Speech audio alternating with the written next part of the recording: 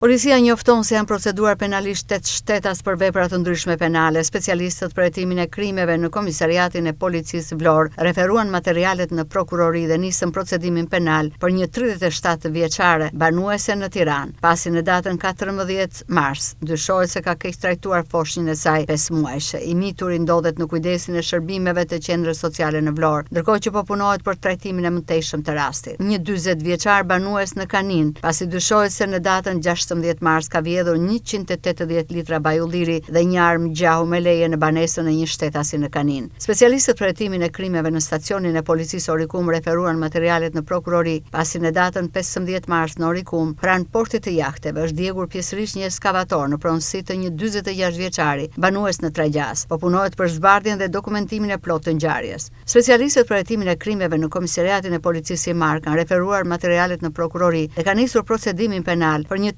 84 vjeçar dhe një 41 vjeçar pasi kanë bërë kallëzim penal ndaj njëri tjetrit për një konflikt pronësie. Specialistët për hetimin e krimeve në Komisariatin e Policisë Sarandë kanë referuar materialet në prokurori dhe kanë nisur procedimin penal për shtetasit. Një 35 vjeçar banues në Ksamil pasi ndaj tij ka bërë kallëzim një 58 vjeçar se në datën 14 mars në lagjen nr. 2 Ksamil gjatë një konflikti pronësie është kanosur nga nipi i tij. Një 44 vjeçar banues në Sarandë pasi dyshohet se në datën 16 mars në një restorant në lagje nr. 4 ka prishur qetësinë publike duke krijuar zhurma shqetësuese dhe kundërshtuar punonjësit e policisë gjatë kryerjes së detyrës. Një 35 vjeçare dhe një 60 vjeçare banuese në Sarandë pasi në datën 16 mars për motive të dobta janë konfliktuar fizikisht me njëra tjetër në rrugë. Materialet ju referuan prokurorisë për veprime të mëtejshme.